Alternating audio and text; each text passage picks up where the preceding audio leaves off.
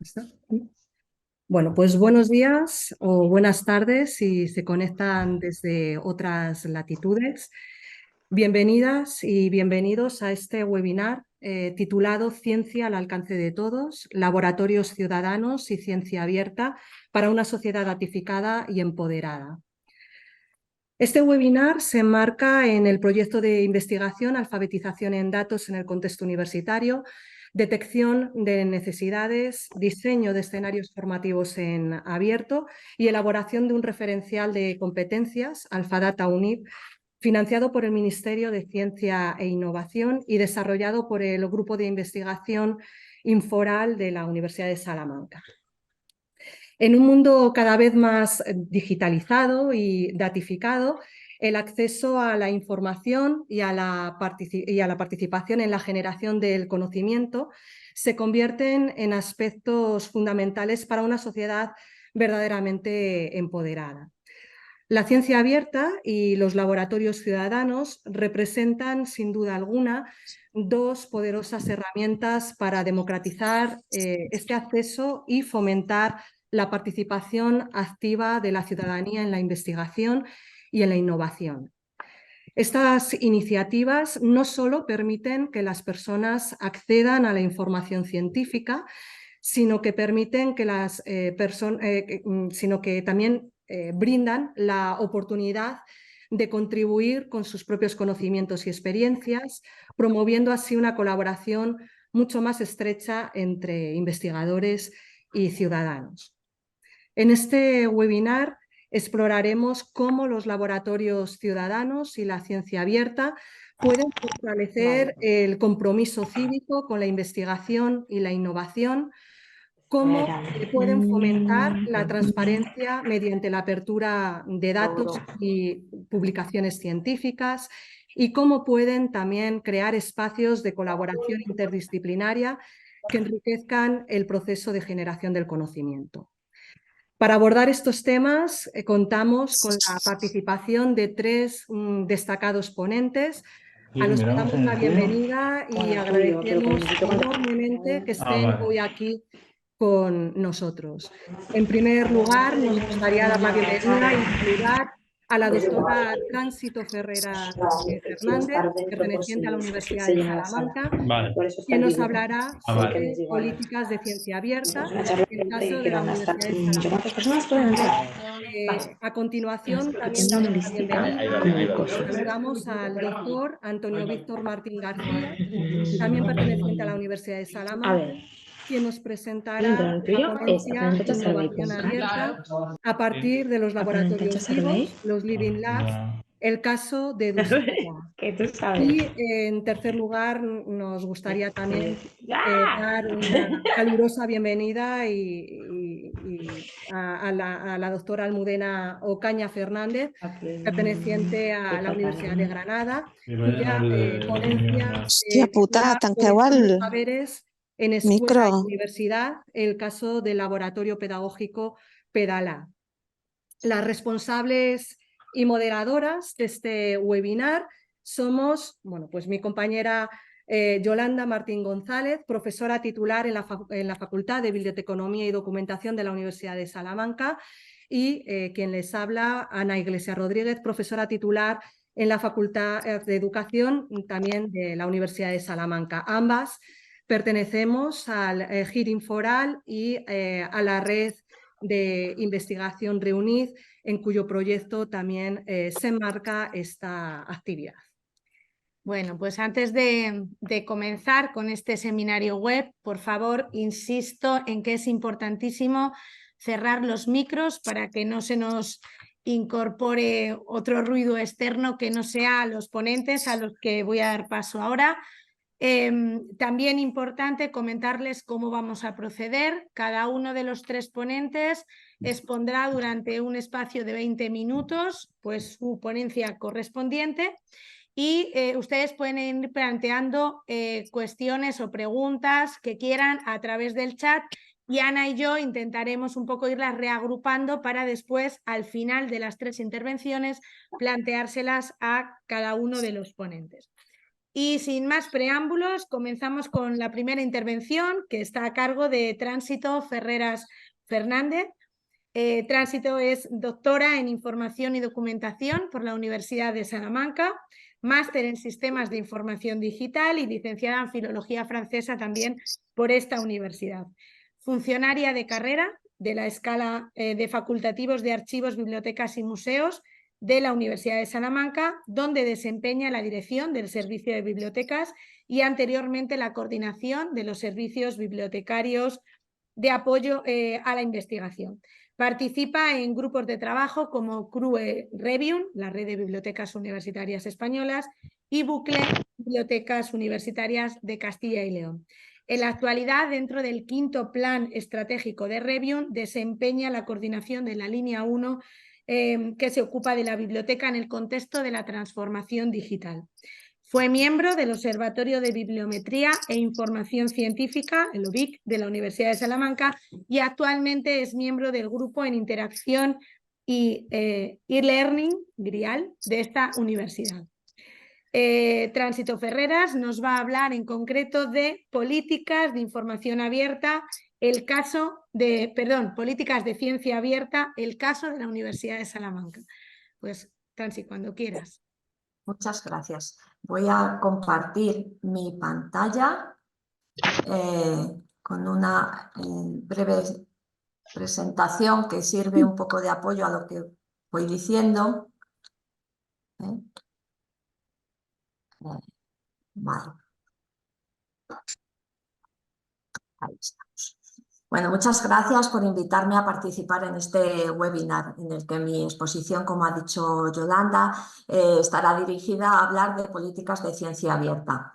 En un primer momento quiero hacer un poco situar lo que es el marco, ¿no?, de la ciencia abierta, haciendo referencia a la definición que damos a la ciencia abierta. Desde hace ya muchos años se viene observando entre los científicos, los académicos y los investigadores que existe un gran interés por el futuro de la ciencia y en la mayoría de los casos coinciden en que ese futuro de la ciencia es abierto.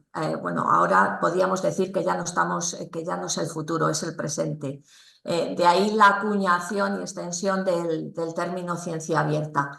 La ciencia abierta representa un cambio de modelo en la forma de hacer y difundir ciencia, pero las motivaciones y los objetivos de la ciencia no han cambiado. Sin embargo, sí que lo han hecho sus métodos. La ciencia abierta constituye una transformación radical en la manera de llevar a cabo la investigación científica, basada por una parte en el trabajo colaborativo entre las personas de la academia y por otra en la apertura y la transparencia de todas las fases de la investigación, no solo de la publicación final, sino también en la recogida de datos, el peer review o los criterios de evaluación, entre otros aspectos. Los antecedentes de la ciencia abierta se encuentran en un uso generalizado de las tecnologías de la información y la comunicación, los TIC, por los investigadores y en la consolidación del acceso abierto a las publicaciones científicas. Por otro lado, el desarrollo de la ciencia abierta ha contado con tres elementos que lo han facilitado. El primero ha sido su conexión con los valores clásicos de la ciencia. El segundo, la acción de los responsables políticos con capacidad resolutiva en sus organizaciones, que es principal esto. Y el tercero, el apoyo institucional fundamental, en especial el de la Comisión Europea y de las agencias de financiación de la investigación. De ahí la necesidad de establecer políticas de ciencia abierta en todos los ámbitos, en el institucional, en el regional, en el nacional y en el internacional. Según la Estrategia Nacional de Ciencia Abierta Española, la ENCA, el concepto de ciencia abierta se refiere al acceso abierto a los resultados de la investigación, a las publicaciones, datos, protocolos, código, metodologías, software, etcétera, etcétera. a la utilización de plataformas digitales basadas en código abierto y a la apertura de todo el proceso científico, tanto y tan pronto como sea posible, incluyendo las prácticas de la revisión por pares en abierto, los recursos educativos en abierto, el fomento de la ciencia ciudadana y el desarrollo de nuevas formas de medir el rendimiento investigador. La ciencia abierta contribuye a aumentar la transparencia y fomenta la participación, la cooperación, la rendición de cuentas, la capacidad, la reutilización del trabajo investigador, el impacto y la reproducibilidad de resultados. Y asimismo favorece la democratización y la sostenibilidad de los sistemas I+D+I y promueve la diversificación de perfiles en los grupos de investigación y la incorporación de otros actores que no son los académicos en todo el ciclo del proceso investigador, desde el diseño del proyecto de investigación hasta su evaluación. Otro punto a tener en cuenta, otro punto de vista a tener en cuenta, que a mí me parece excelente, es el punto de vista que ofrece John Tennant en 2020, que considera que la ciencia abierta se ha convertido en algo habitual en lo que respecta a sus prácticas. Sin embargo, a diferencia del movimiento de software libre y de código abierto, la ciencia abierta se ha alejado en gran parte de sus fundamentos filosóficos y éticos. Para cerrar esta brecha, John Tennant sugiere una propuesta para la ciencia abierta basada en los valores humanos. De hecho, la apertura de la ciencia está incluso consagrada en el artículo 27 de la Declaración Universal de los Derechos Humanos de las Naciones Unidas. En definitiva, para John Tennant, la ciencia abierta es simplemente buena ciencia. A continuación quiero hacer también un breve resumen de la situación actual, del marco actual de las políticas y estrategias existentes en ciencia abierta. El conjunto de actuaciones que se enmarcan en la ciencia abierta está teniendo un gran impacto en la política científica en Europa y a escala global. Por ejemplo, en Europa, en el ámbito de la Unión Europea, el desarrollo del nuevo marco para el espacio europeo de investigación e innovación, denominado ERA, supone retomar la idea de un entorno común para la investigación, la innovación y la tecnología en una Europa sin fronteras para el conocimiento. En este contexto europeo, además, la ciencia abierta se está impulsando a través de diversas acciones que seguidamente expongo. Por un lado, el Programa Marco de Investigación e Innovación de la Unión Europea para el periodo 2021-2027, Horizonte Europa, que incluye la ciencia abierta como objeto de investigación en diversos programas de trabajo. Identifica las prácticas de ciencia abierta con ciencia excelente e introduce obligaciones específicas sobre acceso abierto a literatura científica y de gestión de datos de investigación a sus beneficiarios.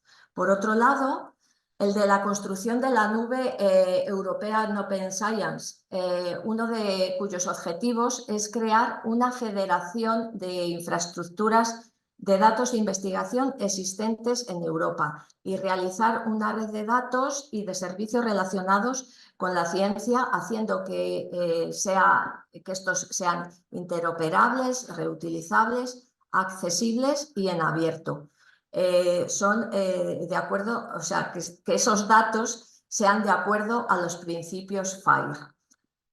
Además, están también las conclusiones del Consejo sobre Evaluación de la Investigación e Implementación de la Ciencia Abierta, que se aprobaron en junio de 2022, que hacen una defensa abierta y detallada de la necesidad de modificar el sistema de reconocimiento del mérito investigador y defienden la necesidad de fortalecer el modelo no comercial de publicación y comunicación de resultados de investigación. Y por último, a través de las iniciativas que se están poniendo en marcha para mejorar la evaluación de la investigación, que incluyen el reconocimiento de las prácticas de ciencia abierta, tanto por parte del personal investigador como de las instituciones. También la Organización para la Cooperación y Desarrollo Económicos, la OCDE, lleva trabajando desde 2004 para hacer de la ciencia abierta una realidad, realizando recomendaciones e incentivando políticas para eliminar los obstáculos de la libre circulación de datos y del conocimiento, y así acelerar la investigación científica. Finalmente, la Organización de las Naciones Unidas para la Educación, la Ciencia y la Cultura, la UNESCO, elaboró y aprobó en noviembre de 2021 su recomendación para la ciencia abierta. Y en dicho texto, la ciencia abierta se plantea como un constructo inclusivo que combina diversos movimientos y prácticas con el fin de que los conocimientos científicos estén disponibles en abierto y sean accesibles y reutilizables para toda la ciudadanía. Esto en cuanto a las instituciones de la Unión Europea. Pero también muchos países han puesto en marcha estrategias de ciencia abierta. Y, por ejemplo, Holanda, Finlandia, Francia,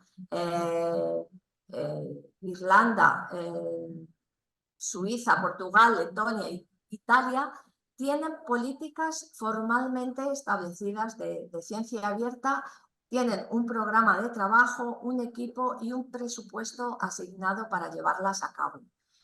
Por su parte, otros países como Noruega, Suecia y Dinamarca tienen políticas muy fuertes ya de acceso abierto en las que incluyen medidas adicionales a favor de la ciencia abierta. Asimismo, otros países como Alemania apuestan por crear infraestructuras nacionales de datos de investigación y redes para su reproducibilidad que garanticen la calidad de su investigación y la reutilización de los datos.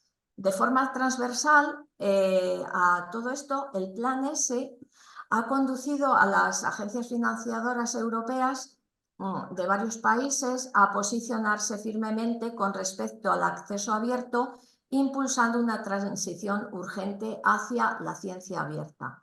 El caso de España, pues también actualmente estamos teniendo muchas actuaciones a favor de la implementación de políticas de ciencia abierta, como es el caso, por ejemplo, del Ministerio de Ciencia, Innovación y Universidades, que reconoce que la ciencia y el conocimiento en abierto aumentan la transparencia y fomentan la participación, la cooperación, la rendición de cuentas, la capacidad de reutilización del trabajo investigador y la reproducibilidad de resultados, mejorando así la calidad y fiabilidad de la investigación a través de principios como la inclusión, la equidad, la imparcialidad, la integridad de la investigación y la participación.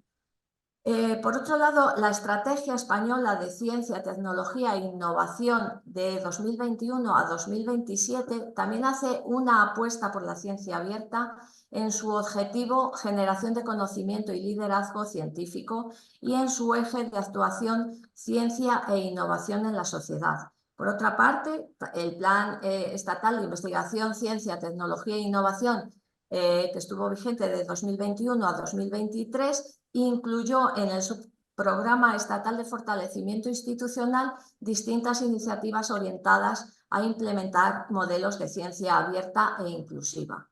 En el ámbito legal tenemos la Ley 17/2022 de 5 de septiembre por la que se modifica la Ley 14/2011 de 1 de junio de Ciencia, Tecnología e Innovación, que pone en valor la ciencia como un bien común y defiende el acceso abierto a los resultados de la investigación financiados con fondos públicos.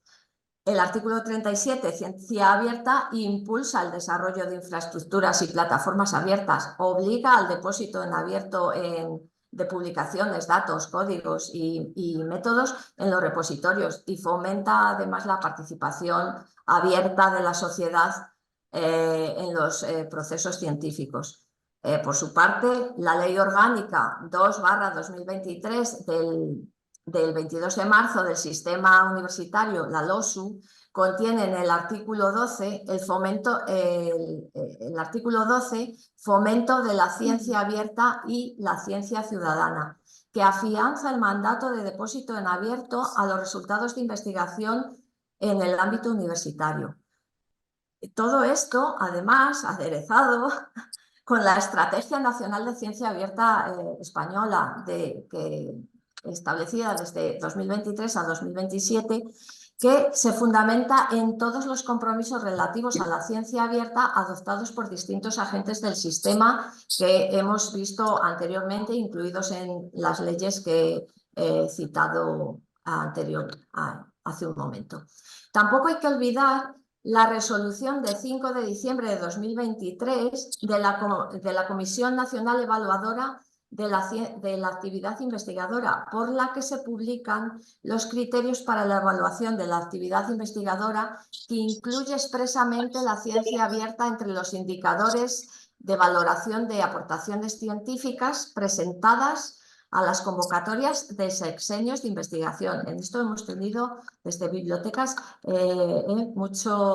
mucha marcha en este sentido de fomentar precisamente la ciencia abierta a través de los repositorios, por ejemplo.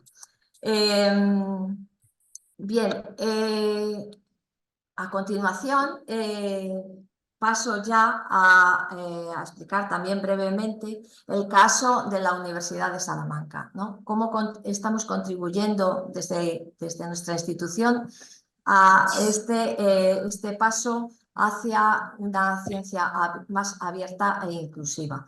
Bueno, la Universidad de Salamanca cuenta con cierta trayectoria en el apoyo e impulso al conocimiento abierto.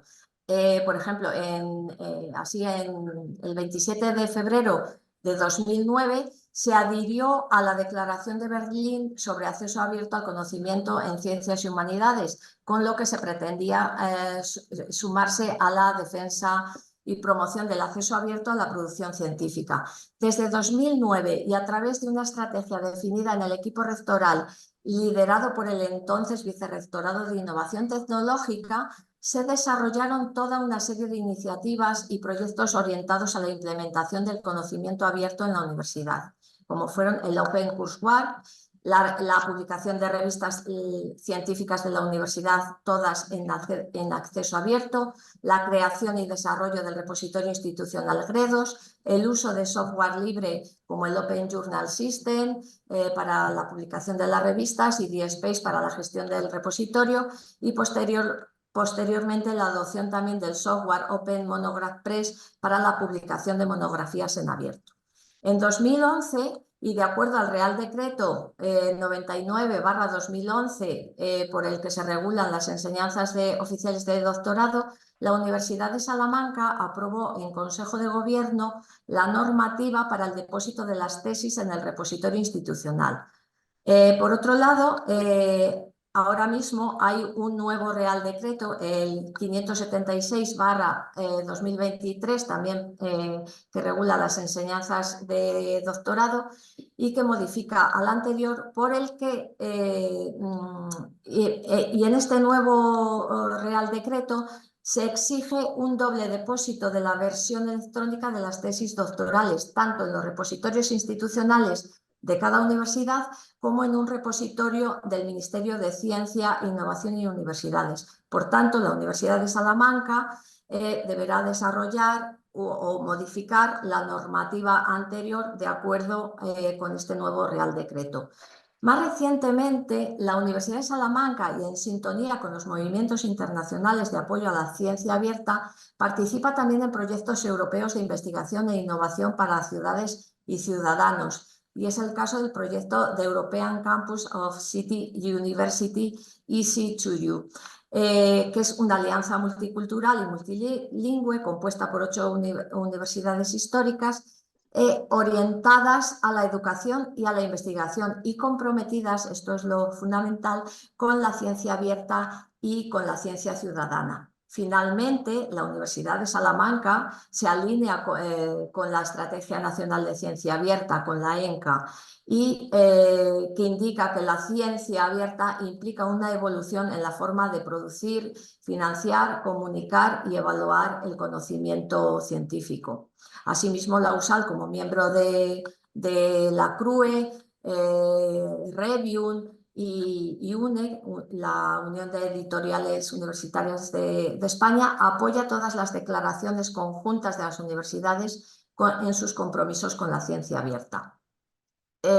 Y para finalizar, unas breves también pinceladas de la política de ciencia abierta que tenemos en estos momentos en stand-by en la Universidad de Salamanca, pero bueno, por los acontecimientos recientes de la universidad. Pero esta política de ciencia abierta de la Universidad de Salamanca, el texto ya es un borrador en firme, ha estado a exposición pública para que toda la comunidad universitaria pudiera acceder a él y pudiera hacer sugerencias y alegaciones. Y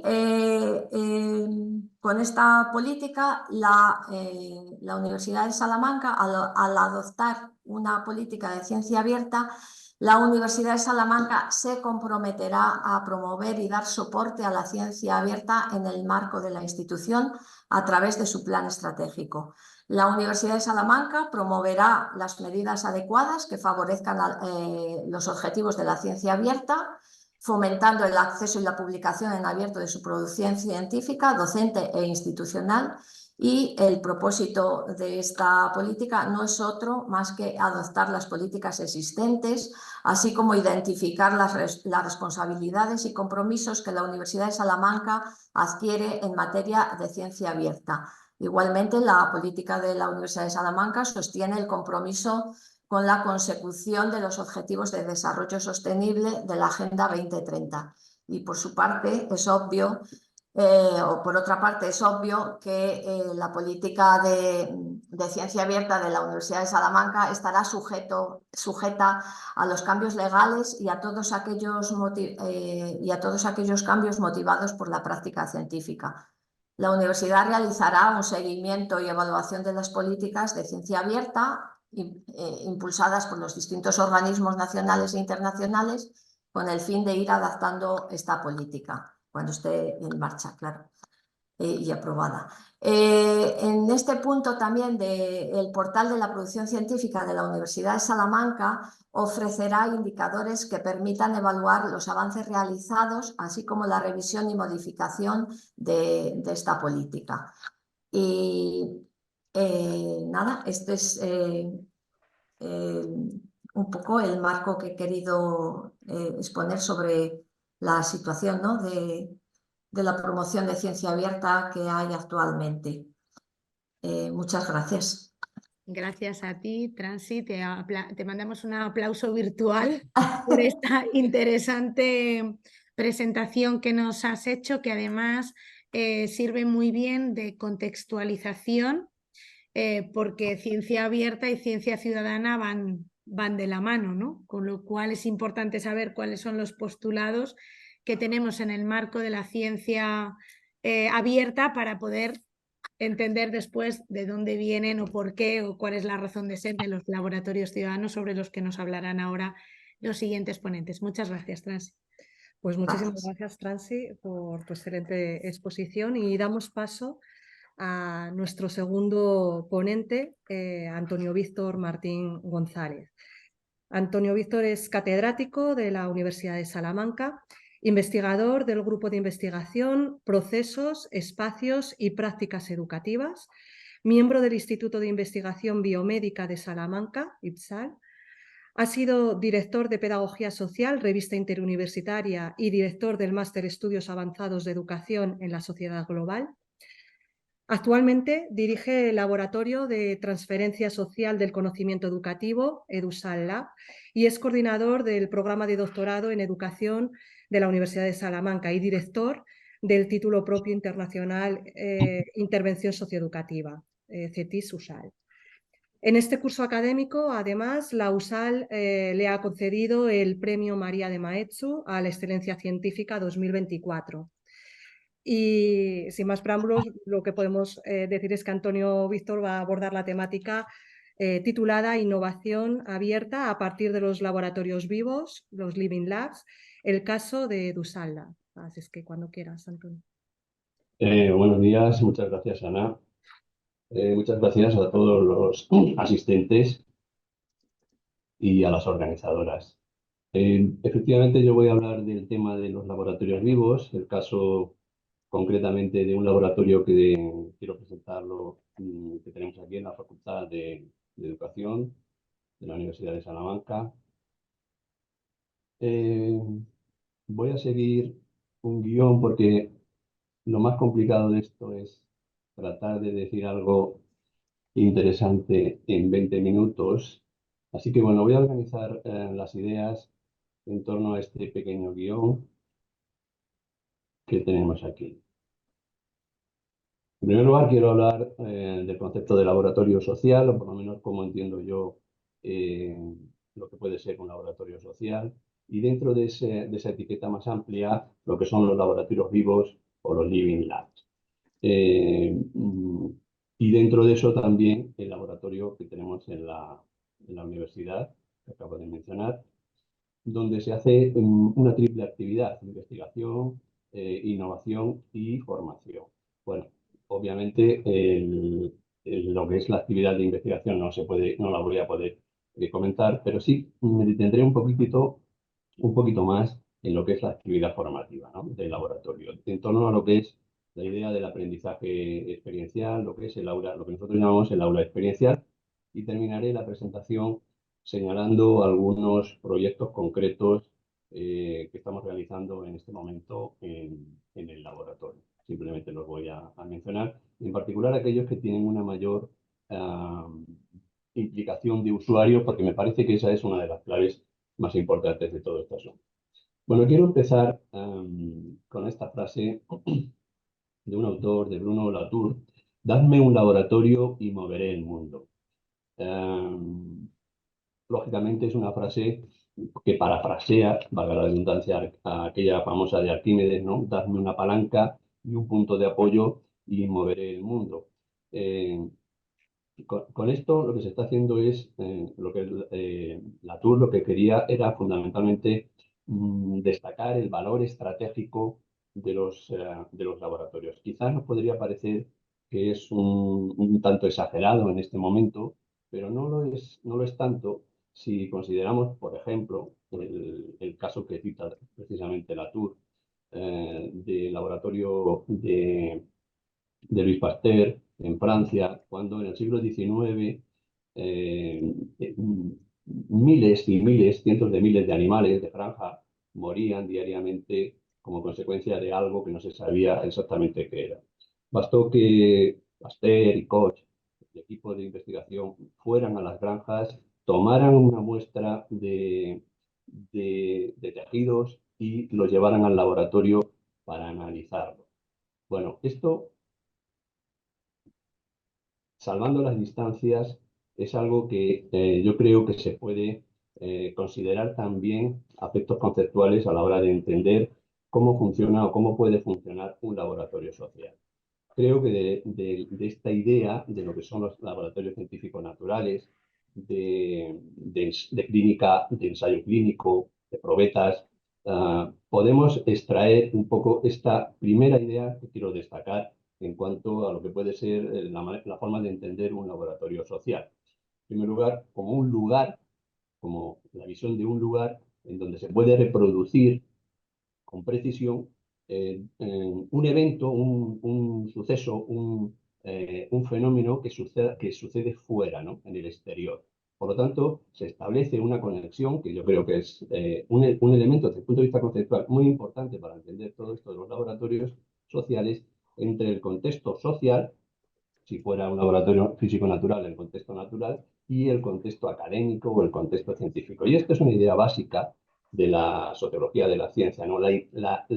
Por lo menos la pretensión de reproducir, reconstruir una parte de ese contexto social, llevarlo al laboratorio para analizarlo, laboratorio social estoy hablando, y después tratar de extender aquella práctica que nosotros podamos haber realizado a partir de ese análisis previo. Es decir, hay un doble mecanismo en el que se produce, por un lado, observar fuera, analizar, recoger datos, tomar muestras y validar, probar dentro. Pero al mismo tiempo, el laboratorio social cumple el segundo elemento de este analizar dentro para extender al resto de las granjas, si siguiéramos el ejemplo del caso de Pasteur. Pero no sería necesario tampoco irse tan lejos. Lo hemos visto en el caso de la COVID, por ejemplo, muy recientemente.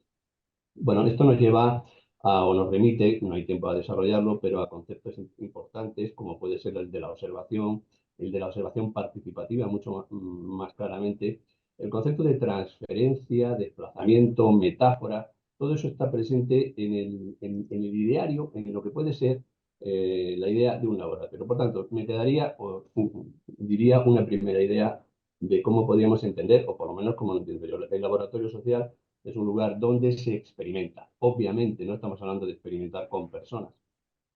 Más bien la idea es de donde se hace, donde se ensaya, donde se prueba, donde hay actividad experiencial. Aquí nos remitiría claramente a lo que es el planteamiento de la teoría del aprendizaje experiencial. Bueno, una primera idea. Una segunda idea que, como yo caracterizaría a los laboratorios, la podríamos tomar también de la imagen de los laboratorios sociales, los denominados think tank, ¿no? Que están repartidos por todo el mundo. Se habla que hay más de 8.000 de estos laboratorios, que son laboratorios de ideas. En el fondo son observatorios sociales en los que hay expertos que analizan, investigan, recogen datos, etcétera, hacen informes y después hacen informes para proponer tomas de decisiones a determinado tipo de organismos. Bueno, esa idea creo que también se puede incorporar dentro de lo que es la definición o la construcción de un laboratorio social en la línea que estoy aquí comentando. Por lo tanto, una segunda idea que destacaría en este caso es entender el laboratorio social como un lugar donde se debate, donde hay un intercambio de ideas, un intercambio de aprendizajes también, donde hay una generación donde se genera conocimiento que se intercambia o se cambia entre personas, ¿no? Bueno, estos think tank tratan temas de todo tipo. Hay laboratorios de ideas con una proyección global muy amplia y otros más concretos, más reducidos en cuanto al espacio geográfico. Temas sobre cambio climático, pobreza, economía, salud, bienestar, etcétera, etcétera. Aquí la cuestión, en mi opinión, interesante es que el laboratorio social, el laboratorio ciudadano, tal como entendemos un poco este tipo de laboratorios, el experto no es necesariamente el académico, el científico, sino que el experto puede ser cualquiera de los usuarios, ¿no? Y esto es una cosa también interesante para entender un poco de qué hablamos. Por lo tanto, siguiendo un poco esta línea un tanto rápida, una idea, el laboratorio es un lugar donde se experimenta, se ensaya, es un lugar donde se dialoga, se debate, se discute, se intercambia ideas, aprendizajes, conocimientos, pero el tercer elemento, y aquí es donde entra el asunto de la innovación, en un ambiente de innovación. Y no solamente de innovación, en un ambiente de innovación abierta.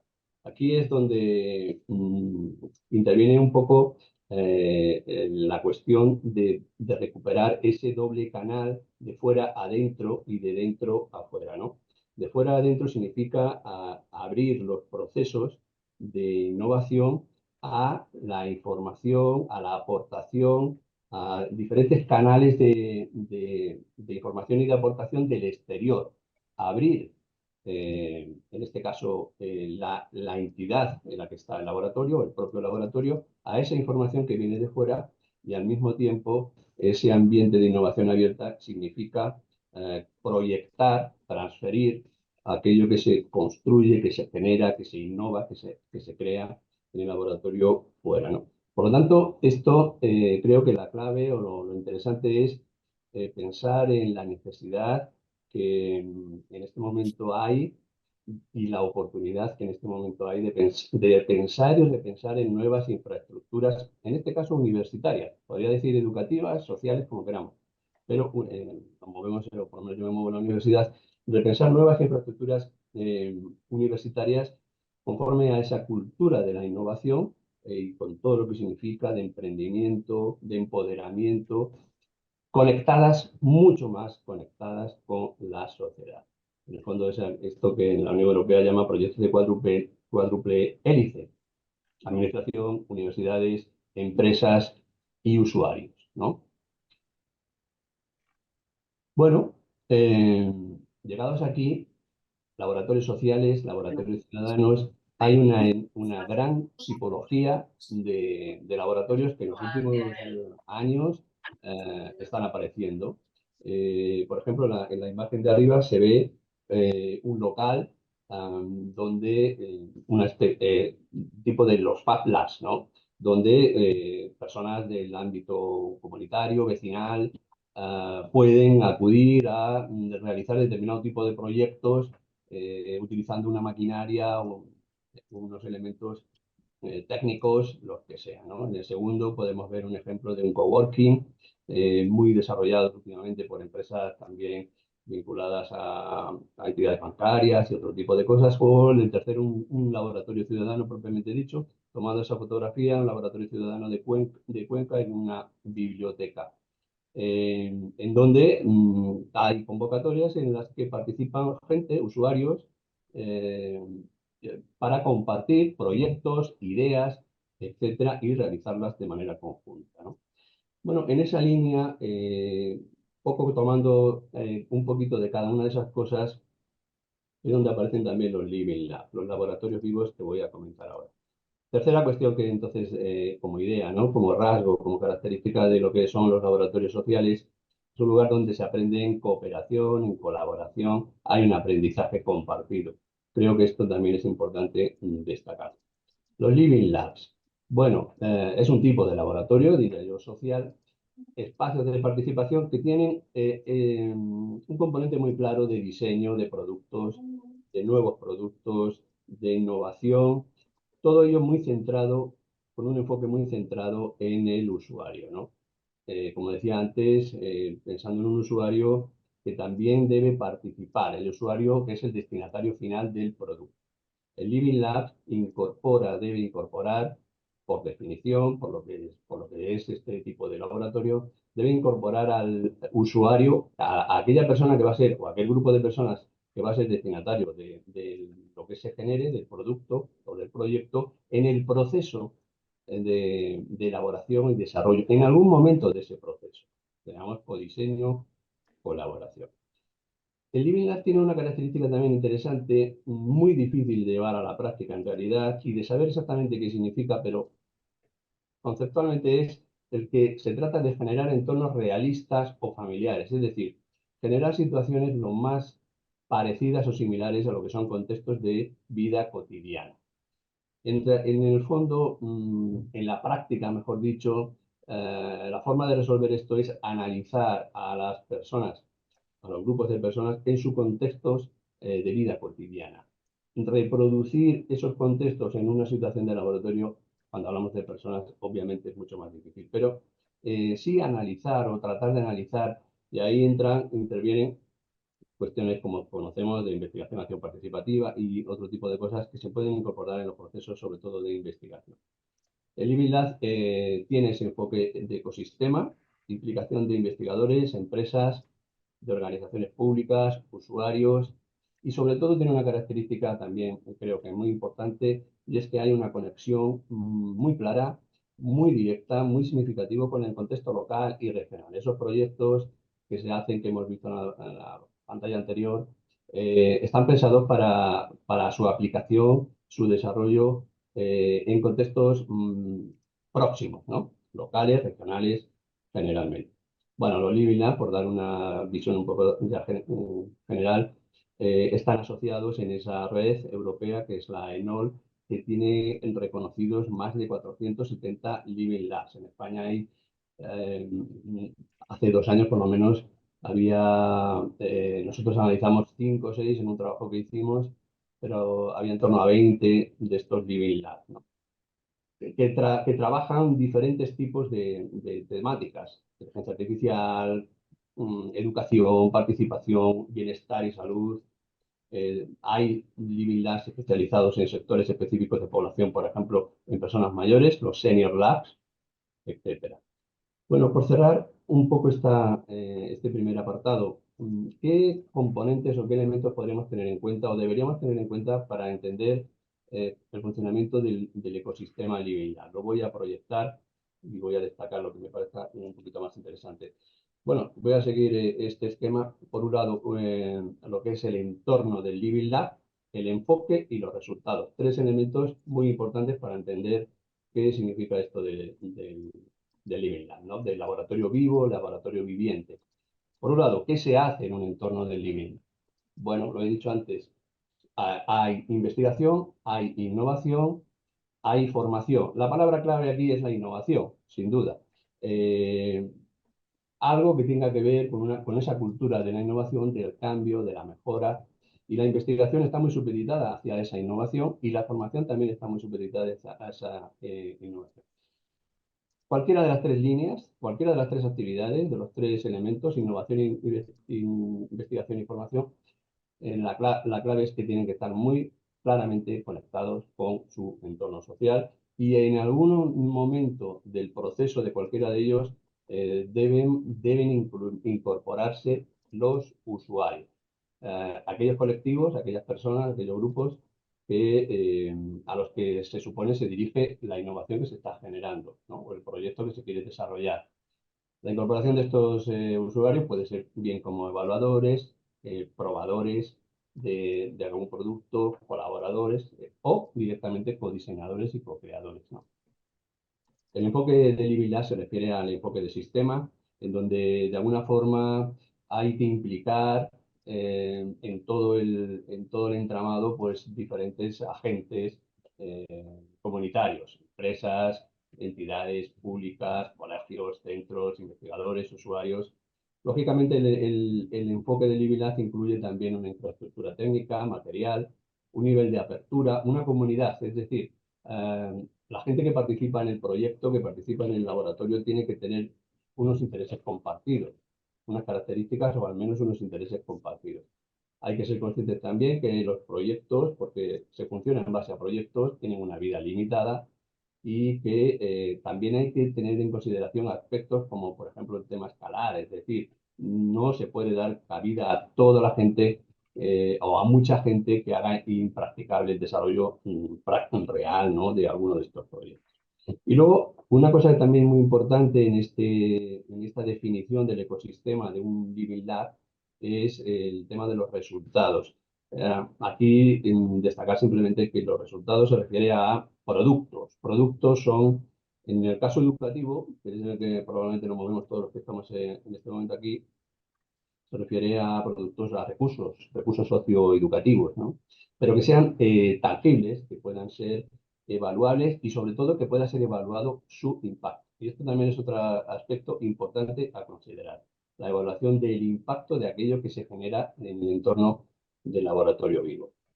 Bueno, en resumen, destacaría 3 ideas de los laboratorios vivos. Importancia que se le da al proceso de innovación abierta con todo lo que significa la democratización y la gobernanza de la ciencia y de la tecnología, ese concepto de apertura, en el doble sentido que antes decía, de dentro a afuera y de fuera hacia adentro, la importancia también a la relevancia del empleo de entornos reales, significativos, que puedan después reproducirse de alguna forma y ensayarse, y la participación de los usuarios. Esto también es un elemento siempre muy importante y a destacar en esa definición de los laboratorios. Aquí es donde toma sentido la frase que decía al principio del controvertido antropólogo y filósofo Bruno Latour, ¿no? Dadme un laboratorio y moveré el mundo. Con 3 movimientos. Primer movimiento, captar el interés de los demás.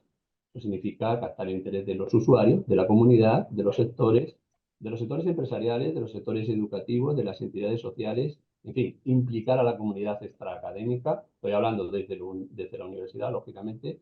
Movimiento 2 es mover el punto de apoyo de una posición débil a una fuerte, tomando literalmente la frase, tomar una muestra del escenario natural, del escenario social, llevarlo al laboratorio, el ejemplo del bacilo del antrax, se toma el elemento y no hace falta tomar la granja para su cultivo y estudio, y después se mejora, se crea la vacuna, se crea el antídoto, se crea el programa, se crea la innovación y se extiende al resto de la comunidad. Y movimiento 3, mover el mundo con la palanca en esa línea que decimos de apertura y de innovación. Bueno, el laboratorio que nosotros tenemos de EduSal Lab, podría haber ido directamente a comentar este laboratorio, pero creo que era importante contextualizarlo con esas ideas que acabo de mencionar. Nosotros tenemos en el laboratorio de aquí, de la Facultad de Educación de la Universidad de Salamanca, estamos trabajando en este laboratorio desde hace casi 2 años, de manera efectiva, año y medio, y hemos planteado varios objetivos que, como digo, están contextualizados un poco en esas ideas que antes he mencionado. Por un lado, el diseñar, evaluar, probar, crear recursos socioeducativos, ¿no? Con fines, en este caso, de transferencia, conectados directamente con determinados tipos de colectivos. También asumimos un poco esa idea de identificar temas prioritarios de educación, en esa idea de debatir, de discutir, de reflexionar sobre asuntos relacionados con la educación. Y sobre todo el laboratorio tiene un objetivo muy claro, que es el de ayudar a los grupos de investigación vinculados al laboratorio a difundir y a divulgar sobre todo el conocimiento educativo que estos grupos de investigación generan. Bueno, la mecánica de funcionamiento, no sé cómo voy de tiempo, un poco mal. La mecánica de funcionamiento del laboratorio sigue varias fases, varios momentos. Por un lado, lógicamente, está la primera fase de diseño de los proyectos y que implica el captar recursos, ahora lo comentaré. La segunda fase, en la que decía antes, que no voy a obviamente entrar, es la actividad propiamente de trabajo, de investigación de los diferentes grupos. Aquí hay una cosa muy interesante, cada vez estamos observando la interrelación, la interdisciplinaridad, el trabajo conjunto de grupos diferentes en cuanto a planteamientos, enfoques y temáticas de estudio. Como digo, hay 8 grupos vinculados a nuestro laboratorio y luego la fase de transferencia, que de alguna manera incluiría también el tema de la formación. En ese primer momento de diseño, de captar recursos, interviene ya esa idea que decíamos de interesar al contexto, a la sociedad, a la comunidad, desde administraciones, ayuntamientos, sector educativo, sector social, sector empresarial, y que implica lógicamente la firma de acuerdos, contratos, convenios de colaboración, de investigación, de transferencia, etcétera, etcétera. Un aspecto que, como digo, me parece que puede ser más sugerente y más interesante es lo que denominamos el aula experiencial. ¿Por qué? Pues porque es aquí donde se plantea el tema de cómo incorporar al usuario, que he mencionado antes. Cómo incorporar al usuario en un laboratorio, en este caso en el laboratorio que nosotros tenemos. Cuando hablamos de usuario, aquí podríamos hablar de 2 tipos. El primer momento de la transferencia de la que hablaba antes es la formación de los estudiantes. Así que, bueno, ¿cómo incorporamos los estudiantes? Y por otro, cómo se pueden incorporar, cómo se incorporan los usuarios externos a la propia universidad y en general. Bueno, la incorporación de los estudiantes puede ser de diversas maneras. Puede hacerse a través de varios canales. Por iniciativa propia, es decir, cualquier estudiante o los estudiantes pueden, a partir de proyectos, ideas que puedan, convocatorias que puedan surgir del entorno, instituciones, asociaciones, empresas, etcétera, puede proponer al laboratorio el desarrollo de la misma, del proyecto y de su idea para a la dirección del laboratorio para su desarrollo dentro de este laboratorio. Concretamente, la Universidad de Salamanca tiene un programa que se llama TECUE y que cada año financia proyectos de este tipo, ¿no? Después, no lo tenemos todavía articulado, pero sí que está en cuanto a idea, una convocatoria propia de usar para el desarrollo de proyectos específicos a propuesta de los propios estudiantes. Los estudiantes pueden participar también en proyectos ya iniciados, de los propios grupos de investigación, por supuesto, y una forma, que es la que sí se está produciendo ahora, es a través de algunas de las asignaturas. Las asignaturas de grado o de máster pueden ayudar o pueden, en colaboración con los docentes, facilitar el desarrollo de algunos de esos proyectos que en colaboración con el laboratorio se pueden promover, ¿no? Y luego la participación de los usuarios en general es un poquito más complicada, ¿no? También puede ser a través de los propios proyectos de investigación. Luego voy a poner el ejemplo, ahora ya enseguida. Puede ser en los propios proyectos de investigación en los que haya quizás un planteamiento de investigación acción participativa, ¿no? Que ahí ya está muy claro, o incluso algunos proyectos que tienen un carácter más social, tipo aprendizaje de servicio, aprendizaje basado en proyectos, aprendizaje basado en problemas, que lógicamente sí que permiten una colaboración un poco más estrecha. Pero también en los procesos de innovación, ahora pondré el ejemplo del videojuego que hemos hecho, está contemplada esa participación del usuario externo. Bueno, no me detengo en esto. La formación que se plantea en el entorno del laboratorio desde un punto de vista pedagógico asume un poco, o asume claramente unos planteamientos de lo que es hoy día la educación global. Aprende, actúa, transforma. Aprende significa un periodo, un proceso previo de reflexión, de discusión, de debate en torno a lo que es la preparación, la planificación del proyecto, de los proyectos que sean. Ahí se inicia el proceso, después se ejecuta, bien sea en formatos más conocidos, habituales y más evidentes, como puede ser el aprendizaje social, la mentoría social, programas de este tipo, de carácter más social, o si es una innovación, en la aplicación de esa innovación, un producto, una guía, un videojuego, un recurso digital, etcétera. Y en un tercer momento transforma, hay que comprobar exactamente, o hay que comprobar de alguna manera el efecto, el impacto de esa innovación.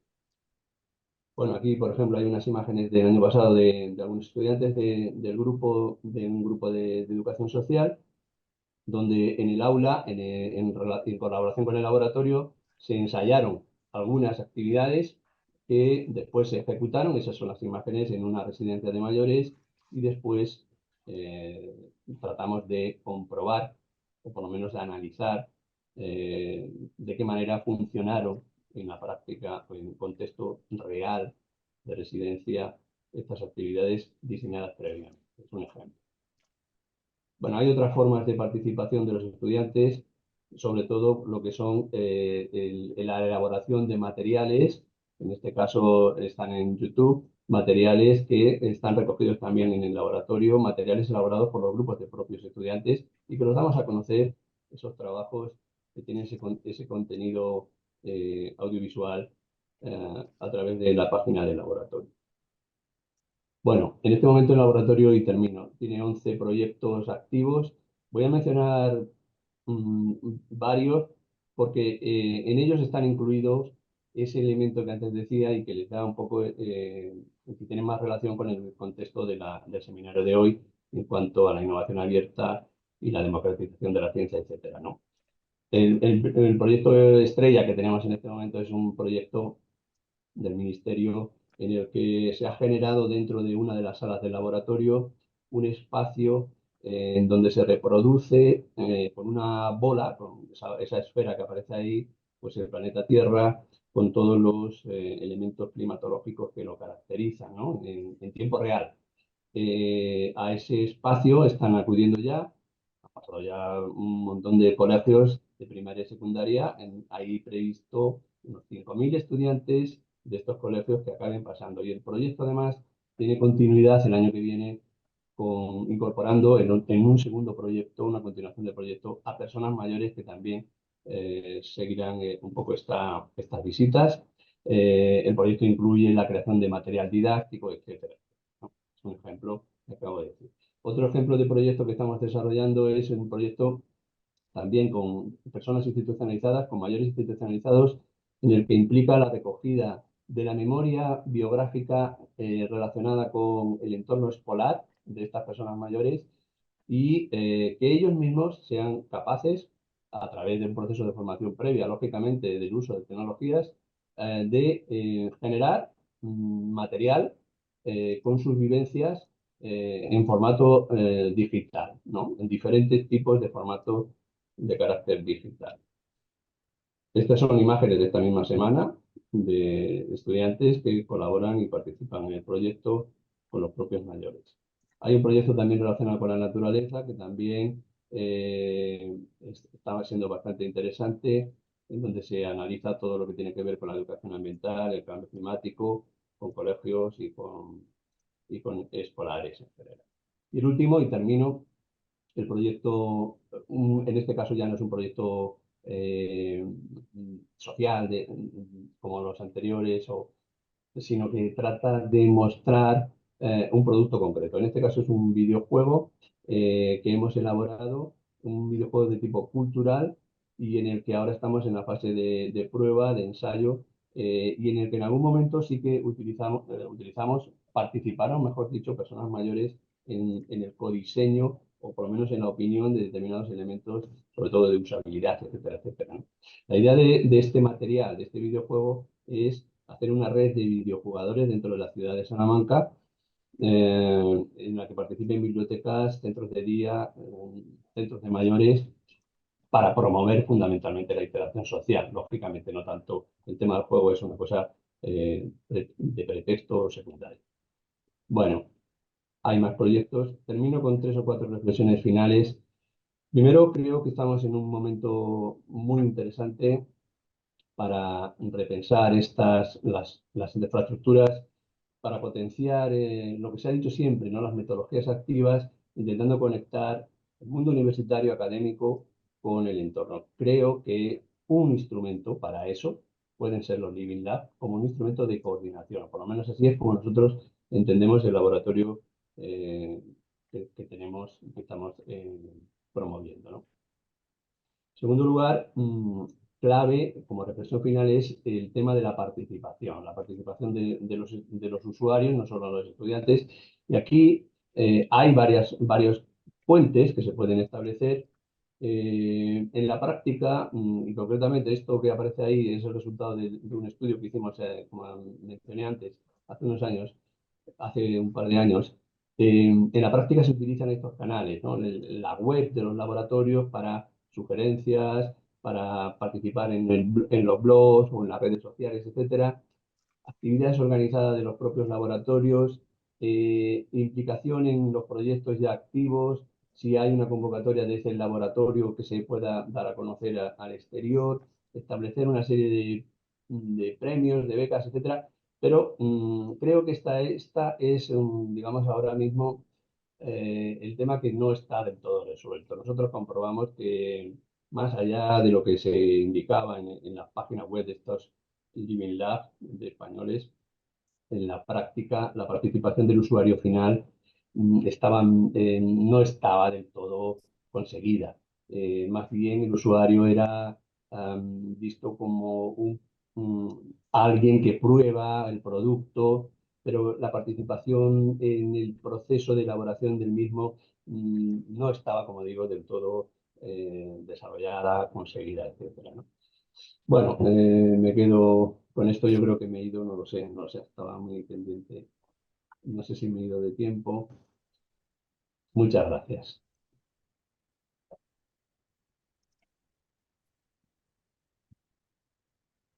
No se te oye, Ana. Disculpad, ahora sí, gracias.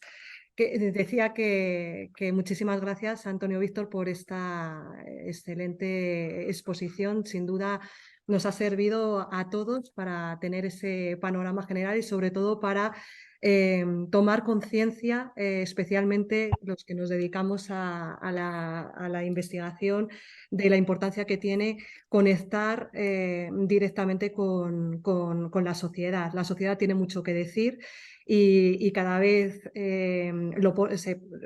se pone más de manifiesto. Y comentabas, así damos paso ya a la siguiente ponente, comentabas, Antonio, en un momento de la intervención, que era el momento de pensar y repensar nuevas infraestructuras universitarias conforme a esa cultura de innovación conectada con la sociedad. Yo me atrevería a decir que no solo es pensar y repensar nuevas infraestructuras, sino que debemos, los propios grupos de investigación, pensar y repensar las acciones que llevamos a cabo para que verdaderamente se establezca esa conexión, esa colaboración y esa verdadera transferencia y relación y vinculación con lo que verdaderamente la sociedad necesita. Y yo creo que ahí la siguiente ponente va a tener mucho que decir también. Así es que... Pues gracias, Antonio. Voy a presentar efectivamente a la tercera ponente, que ya es Almudena Ocaña Fernández. Almudena es profesora titular del Departamento de Didáctica de la Expresión Musical, Plástica y Corporal de la Universidad de Granada, diplomada en Magisterio, licenciada en Historia y Ciencias de la Música y doctora en Ciencias de la Educación. Dirige el grupo de investigación UM267 del Currículum y Formación del Profesorado y pertenece a la red de investigación REUNID. Es coordinadora del Laboratorio Pedagógico PEDALAB de la Universidad de Granada y co-creadora de la spin-off de la Universidad de Granada, Gorgoritos, Música, Arte y Educación. Desde el inicio de este curso dirige el área de Educación, Mediación y Extensión en el territorio del Vicerrectorado de Extensión, Patrimonio y Relaciones Institucionales. Almudena nos va a hablar sobre, bueno, el título de la ponencia es Conectando Saberes en Escuela y Universidad, el caso del laboratorio pedagógico PEDALAB. Almudena, cuando quieras. Muchas gracias, Yolanda y Ana. Muchas gracias a Inforal por la invitación y la posibilidad de compartir con vosotros y con vosotras este proyecto. Y también pues, me gustaría felicitarnos como red a Reunid, porque gracias a ese trabajo que se inició hace ya más de una década, pues vamos generando esa sinergia entre grupos de investigación y posibilitamos estos espacios de encuentro. Así que muchas gracias. Muchas gracias a mis compañeros que me han precedido, porque yo creo que ya ellos han puesto las bases del trabajo que yo voy a presentar, las bases conceptuales. Y a mí lo que me gustaría hacer esta mañana es contaros pues, la génesis, el desarrollo y la consolidación de este laboratorio pedagógico que ya este es su cuarto año bueno, su cuarto curso de vida. Voy a plantear también, voy a compartir una pantalla, a ver si sé hacerlo. A ver, compartir. ¿Por qué no me deja?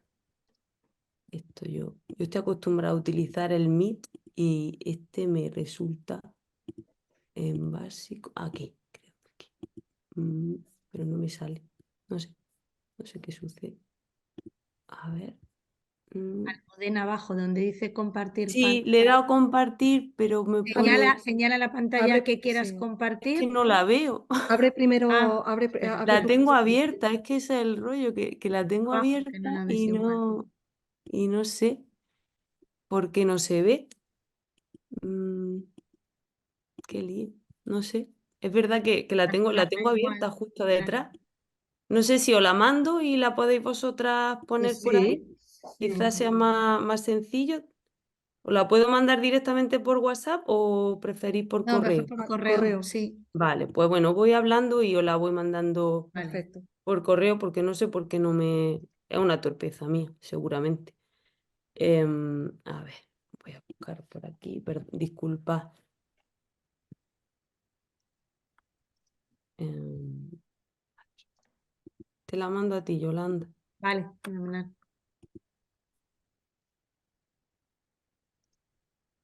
No voy a poder.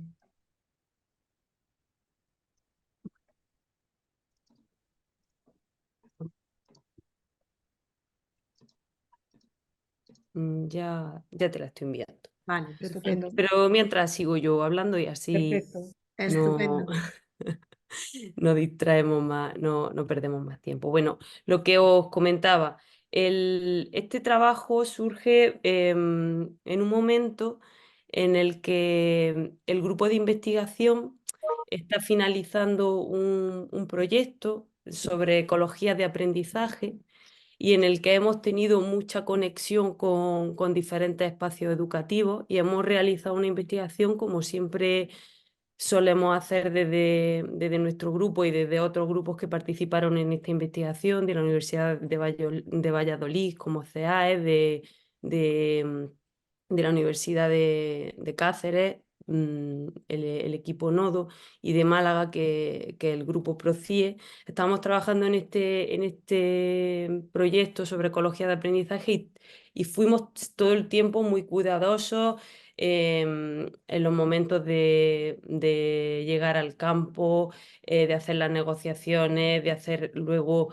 un trabajo de devolución de informes, pero siempre teníamos la sensación desde ICUFOS, desde el equipo de investigación, que parecía que luego lo que acabamos de investigar no llegaba a tener un impacto, una transferencia más directa en los espacios educativos, ¿no?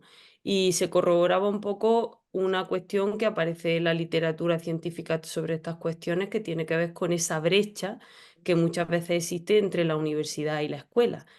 Y en ese sentido, pues empezamos a plantearnos la necesidad de generar investigaciones más colaborativas y más hechas con la escuela y desde la escuela y no tanto sobre la escuela, un poco pues siguiendo esa idea de Stenhouse del docente investigador. En ese espacio de reflexión estábamos trabajando precisamente el análisis de esa spin-off. Perfecto. Pasa a la siguiente pantalla, si te parece. De la spin-off Gorgoritos, esta spin-off, porque ahí ya se hacía un trabajo colaborativo, de investigación colaborativa entre las docentes que formaban parte del equipo. Entonces, teniendo digamos, esa experiencia previa que como grupo ya habíamos desarrollado en un espacio más pequeño, que era el de Gorgoritos, pues iniciamos una siguiente investigación que denominamos Nomadi y que hacía un estudio sobre prácticas disruptivas en educación. Y ahí fue donde ya nos sentamos y dijimos, bueno, si vamos a analizar prácticas disruptivas en investigación, en educación, quizá deberíamos nosotros empezar también a desarrollar prácticas disruptivas en investigación. Y por eso surgió la necesidad de explorar otra forma para incorporar esa investigación colaborativa dentro del propio proyecto. Y ahí, si te parece, la siguiente pantalla es donde nos topamos pues, con la idea de los laboratorios ciudadanos.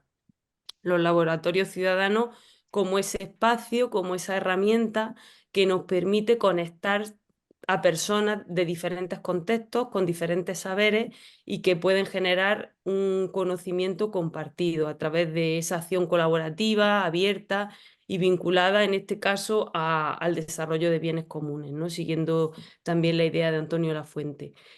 Y precisamente fue a partir del análisis de cómo se desarrollaban estos laboratorios ciudadanos en iniciativas como, por ejemplo, Medialas Prado, cuando vimos la opción de solicitar un proyecto dentro de una convocatoria de la Universidad de Granada y Autonómica, que fue a través de los proyectos FEDER, para dentro de Nomadi, de ese I+D más amplio, empezar a desarrollar el laboratorio que nos iba a permitir generar una investigación colaborativa con esos docentes sobre los que en principio íbamos a nosotros dirigir nuestra mirada como investigadores externos. Si pasa a la siguiente pantalla, ahí ya os cuento un poco cómo creamos el laboratorio a partir de ese concepto, trasladamos ese concepto de laboratorio ciudadano al espacio pedagógico. Entonces, en este caso, el laboratorio suponía un espacio de encuentro de diferentes saberes, pero desde la docencia. Es decir, ahí la idea era trabajar de manera compartida docentes de diferentes niveles, de diferentes instituciones, tanto de educación formal como no formal, y también los docentes y los investigadores de la universidad, generando así esa ecología de saberes que nos permitía, desde esto que decía Antonio, desde el compartir, desde la colaboración, desde el diálogo, poder desarrollar proyectos conjuntos.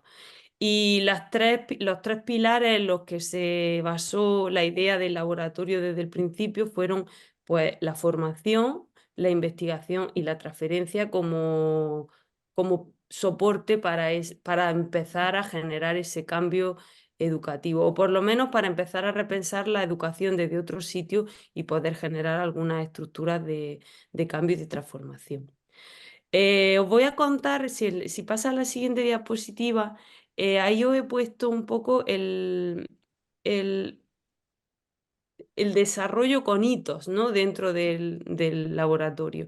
Porque pensad que este laboratorio se generó en una época complicada, estábamos justo saliendo de la pandemia, fue en pospandemia cuando en ese otoño de 2020 nos empezamos a plantear la posibilidad de poner en marcha el laboratorio.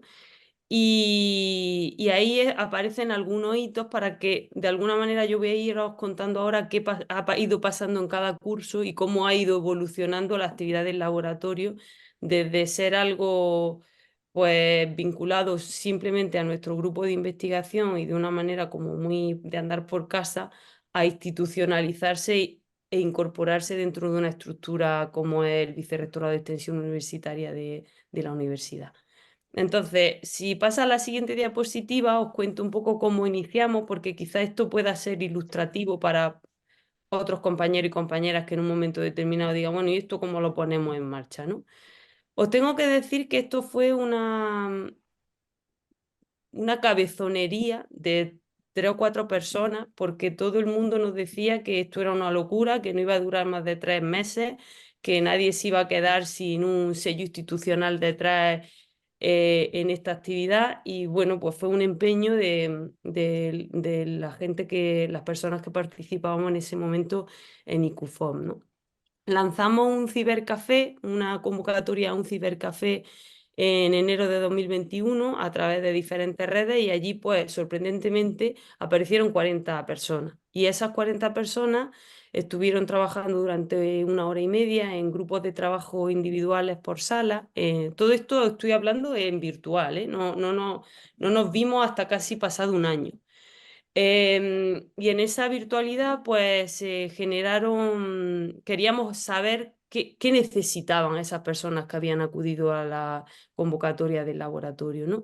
Y los 3 ejes sobre los que parecía que querían articular la actividad del laboratorio fueron abordar el arte como una mediación educativa, incorporar a su dinámica y a su práctica docente la investigación, y generar una red colaborativa de apoyo profesional y académico. Y ahí es donde pues empezamos a ver la manera de echar a andar el laboratorio, y decidimos pues, que íbamos a darle el espacio de poder compartir cuáles eran las prácticas pedagógicas que hacían algunos de los docentes que acudieron a esa primera sesión. Y en ese compartir diferentes dinámicas también surgió la necesidad de tener alguna formación de personas especializadas, y entonces ahí, como veis, ahí os he puesto en la parte de la derecha todas las sesiones que de seminario y de conferencia online se desarrollaron ese curso en el laboratorio. Todo esto está en la página web de Pedalab y en el canal de YouTube, que lo podéis consultar. Y justo en una de las charlas, un compañero nos hablaba de que él utilizaba las preferencias musicales de sus chavales y las introducía dentro del aula a través de tertulias dialógicas.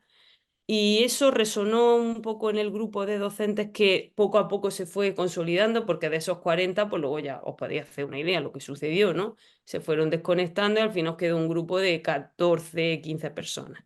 Pues en ese grupo es donde resonó esa experiencia que ya algunos también la estaban haciendo, porque no sé si porque la mayoría de la gente que lanzamos el laboratorio estamos vinculados a la educación musical o al arte, pero se quedó mucha gente vinculada pues, a la música, al arte.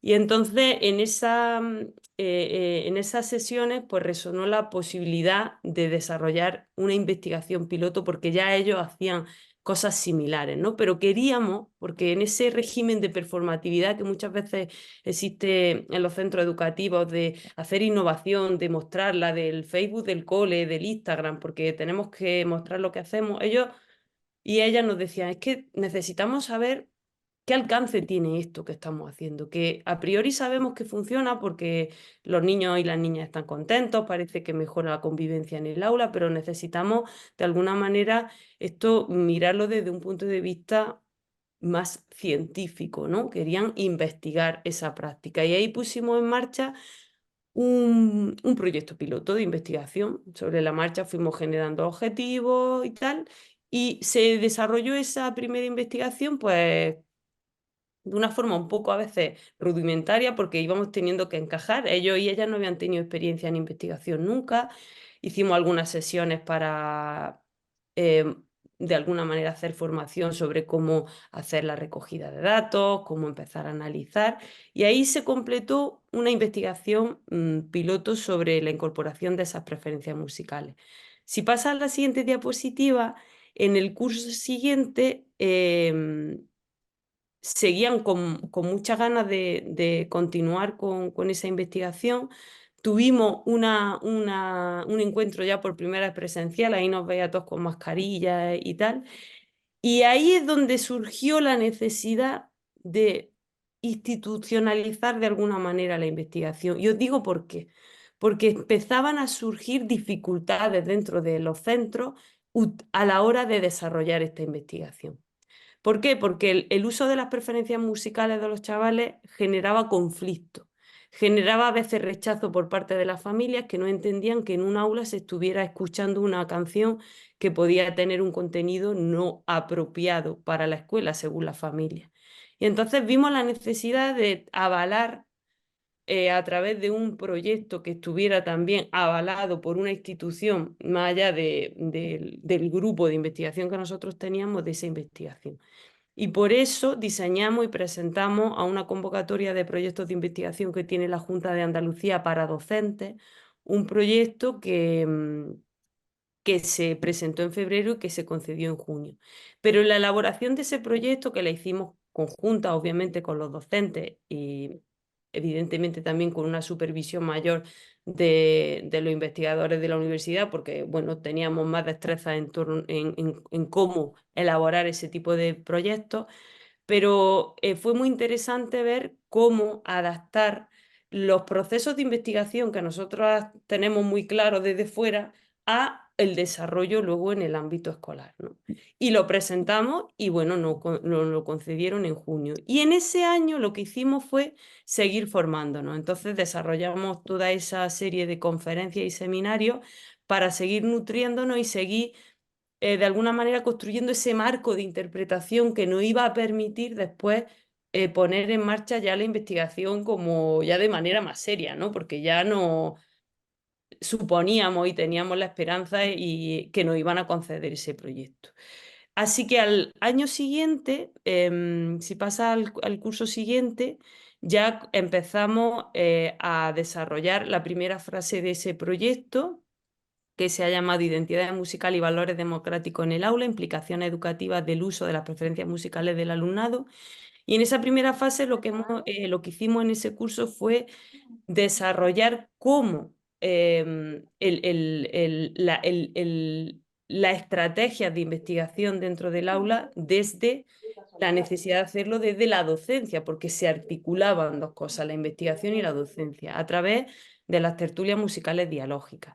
Y por otra parte, también estuvimos trabajando todo ese curso en la elaboración de un libro colectivo en el que se generaron capítulos con voces múltiples de distintos espacios. O sea, trabajaron juntos en cada capítulo docentes universitarios y docentes de instituto y de colegio, donde se tomó como excusa las conferencias que habíamos tenido el año anterior y a partir de los contenidos de esas conferencias se crearon conversaciones entre estos distintos docentes.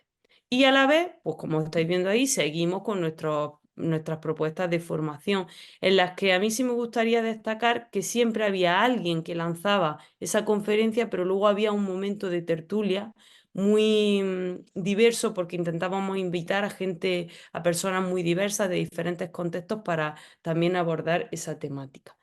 Y ya en este curso, pues donde estamos ahora mismo, si pasa la diapositiva, es en la segunda fase del proyecto, que a partir de las preferencias, a partir del trabajo dialógico de intercambio, que eso sería para estar otro rato charlando, contaros todas los hallazgos que tenemos ya sobre esa investigación, que hay algunas publicaciones que si queréis ya luego en otro momento la paso por si a alguien le interesa, pero como es algo específicamente musical, pues quizá no tanto. Pues ahora estamos trabajando en la segunda fase, que es articular acciones artísticas a partir de las temáticas que a los chavales les interesan de esas canciones, de esas músicas preferidas y que quieren y que luego se desarrollan desde otra perspectiva educativa, ¿no? Entonces ahora estamos en todo el proceso de desarrollo de acciones artísticas con su correspondiente investigación asociada.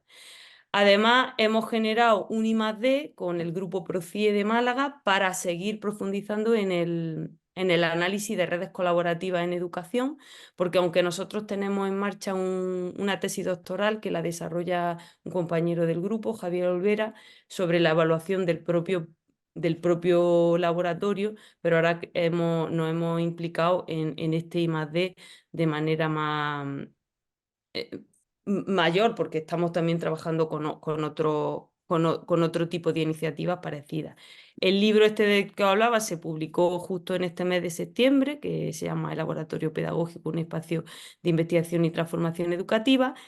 Y en septiembre también nos llevamos la grata sorpresa de que me invitaron desde el vicerrectorado a dirigir el área de educación, mediación y extensión en el territorio del Centro de Cultura Contemporánea de esta universidad, que se llama La Madraza, precisamente porque habían visto el trabajo que estábamos desarrollando en el laboratorio y querían incorporar esta manera de hacer dentro de la estructura vinculada a la educación del Centro de Cultura Contemporánea. Así que pues ahora estamos haciendo mucha formación ya presencial, ya el laboratorio sigue su vida. De todo esto que estoy contando, el grupo de trabajo funciona de manera online, nos reunimos cada 15 días para ir revisando la investigación, para ir seguimos pasos, pero también estamos ya generando espacios presenciales y ese grupo que es uno y que está trabajando ahora en torno a las preferencias se está expandiendo porque vamos a generar otros grupos dentro de ese laboratorio, pues cómo funcionan los laboratorios ciudadanos a partir de diferentes prototipos. Y ahora mismo hay en marcha otro grupo que surgió a partir del taller Malformaciones y Anomalías, Aprender a través del arte, que están desarrollando también ese tipo de cuestiones. Y en mayo, pues tenemos previsto el primer encuentro del laboratorio Pedalab de manera presencial para compartir todas estas iniciativas y poder de alguna manera pues también generar espacios donde nos veamos, nos toquemos, ¿no? Y hagamos una actividad más presencial. Para finalizar, sí me gustaría, si me pasa la diapositiva, un poco resumir que toda esta experiencia y todo este trabajo pues genera otra manera de estar y de hacer investigación, porque surge de las necesidades del contexto, porque es una investigación en la que los investigadores externos no somos los que hacemos el diseño y luego les damos la herramienta a las personas que están en las escuelas, por ejemplo, sino que somos el grupo de docentes investigadores, porque investigadores ya somos todos, de docentes universitarios y docentes de educación obligatoria, los que diseñamos el proyecto desde el inicio. Revisamos las técnicas, revisamos la manera de recoger la información y revisamos de forma periódica todos los elementos. Todo en base a un diálogo horizontal, porque eso es muy importante porque de forma natural se empiezan a generar jerarquías, obviamente. Hay maestros que dicen, es que nosotros no sabemos de esto, no sabemos investigar, pero es que nosotras, las personas que estamos en la universidad, tampoco sabemos de muchas cuestiones que suceden en la práctica, ¿no? Entonces, es importante que se genere ese espacio de horizontalidad y que de alguna manera vemos cómo esa investigación y esa práctica pueden converger o dar lugar a un conocimiento que lleva implícita esa acción sociocomunitaria, donde vemos que ya sí empieza a haber un impacto de aquello que investigamos. En la siguiente diapositiva me gustaría comentaros que encontramos muchas dificultades y esas dificultades tienen que ver en principio con algunas que nos impone la propia institución universitaria. Por eso decimos hay que cambiar las estructuras, pero también hay que cambiar, para cambiar las estructuras hay que cambiar muchas dinámicas de las que tenemos impuestas, porque los tiempos y la dedicación que necesita este tipo de investigación no son los mismos que una investigación que se hace solo desde el grupo de investigación. Las maneras y los productos para la transferencia no pueden ser solo artículos de impacto, que son los que de alguna manera nosotras como investigadoras universitarias nos cuentan para nuestra promoción académica. Y para los docentes existe la misma problemática, es decir, la actividad de investigación no está reconocida dentro de su labor docente. Con lo cual creo que es importante que si queremos hacer esta ciencia abierta, esta ciencia ciudadana, se empezarán a reconocer otras maneras de hacer investigación dentro de las propias instituciones. Fijaos, no existe cultura de la investigación en los centros educativos y eso genera constantemente a veces dificultades dentro del claustro de las familias, como os decía. Ahora ellos sienten que al tener un proyecto que los avala pueden de alguna manera justificar lo que hacen en clase, pero si no es como, ¿por qué tú investigas? Cuando la labor de investigación, todos y todas sabemos y reconocemos, debería ser no podría separarse de la propia práctica docente.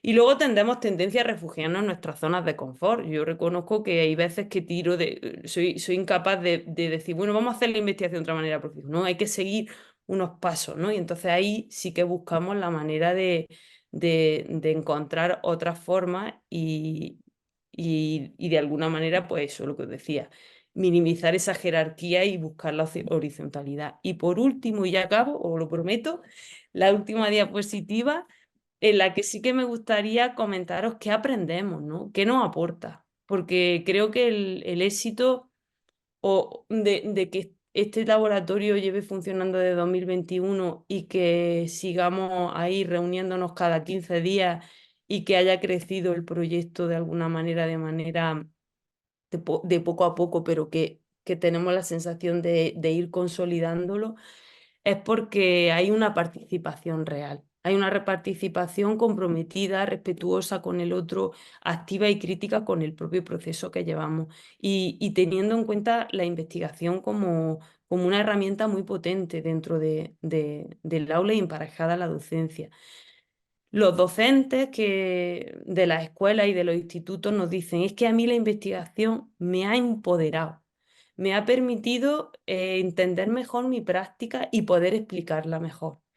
Y a mí me ha pasado igual, porque a mí el hecho de estar conectada, a mí y a los demás investigadores de la universidad, ¿no? El hecho de estar conectados con la escuela constantemente nos ha permitido quitarnos ese síndrome del impostor, ¿no? O sea, yo enseño cómo enseñar en la escuela y llevo sin estar en la escuela 24 años. Entonces, esta es una manera de tener esa puerta abierta y ahí implicamos también a los estudiantes de información que vienen al laboratorio, participan de las reuniones y creo que eso es muy importante. Entonces, tenemos una mayor comprensión sobre nuestras prácticas docentes e investigadoras. A mí, como os decía, me ha ayudado a entender los procesos de investigación desde otros sitios, ¿no? Yo os cuento una anécdota. El año pasado yo estaba muy empeñada en que todos hiciéramos la misma canción, que todos la desarrolláramos en el mismo tiempo, porque era la manera de darle como esa credibilidad y ese valor, ¿no? a la investigación. Y nos dimos cuenta que era una absoluta torpeza, porque cada contexto es uno. Había niños que algunas canciones que se decidieron un poco porque eran las mayoritarias, ¿no? Que habían salido en los formularios que recogimos, pero había muchos niños que decían, esto a mí no me interesa en absoluto. Entonces, la adaptación al contexto y a los tiempos docentes es importante.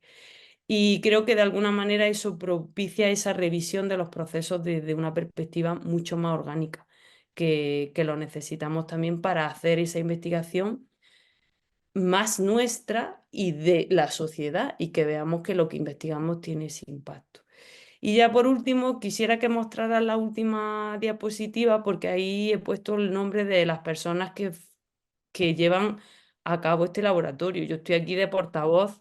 Me hubiera encantado que hubiéramos tenido más tiempo para que podáis invitarlos o invitarlas, pero quiero agradecerles a ellos el compromiso, la generosidad con este proyecto, porque sin ellos y sin ellas no podría estar yo contando esta iniciativa que, como veis, me apasiona y nos lleva mucho tiempo, pero que nos da muchos quebraderos de cabeza a veces, pero también muchas satisfacciones. Ahí os he dejado el canal de Telegram, la cuenta de Twitter, la web y el canal de YouTube, por si queréis tener más información, y por supuesto, pues si tenéis cualquier pregunta o lo que sea, pues aquí estamos dispuestos a contestar.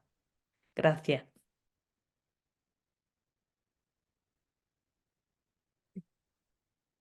Gracias, Almudena, por esta completísima presentación, ¿no? Y un poco tomando las palabras que tú has dicho, por describirnos cómo, fruto de una cabezonería, ¿no? O de un empeño, al final habéis tenido un proyecto, una iniciativa, una experiencia exitosa de cómo efectivamente podemos convivir la academia con la sociedad y aprender y establecer un feedback que realmente es muy enriquecedor. Así que muchísimas gracias también por esta estupenda presentación. Bueno, han ido algunos de los asistentes planteando alguna pregunta. Incluso hay algún asistente que ha compartido una herramienta, un toolkit sobre herramientas de diagnóstico e intervención para involucrar a la ciudadanía, que tenéis ahí también en el chat. En concreto, por ejemplo, para Antonio Víctor hay una pregunta de un participante que quiere saber si el proyecto con la residencia de mayores que nos has mostrado en algunas fotografías es un proyecto de aprendizaje y servicio. Antonio.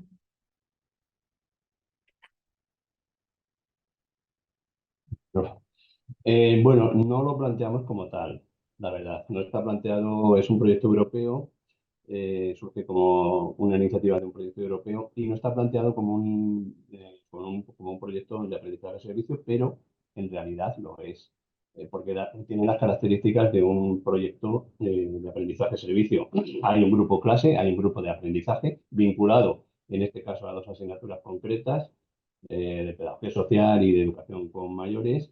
Por tanto, hay un grupo de aprendizaje y hay un servicio, hay una aplicación que se está haciendo, una proyección de ese aprendizaje previo que realizan los estudiantes en el entorno de la residencia, en donde se está enseñando a los mayores a utilizar tecnología digital, ¿no? Pero bueno, no lo hemos planteado en realidad como aprendizaje de servicios, sino más bien en esa lógica que yo antes mencionaba de aprende, actúa, transforma, un poco que es la lógica que tenemos implícita en el laboratorio, pero perfectamente puede ser considerado también, o podría ser considerado un proyecto de aprendizaje de servicios.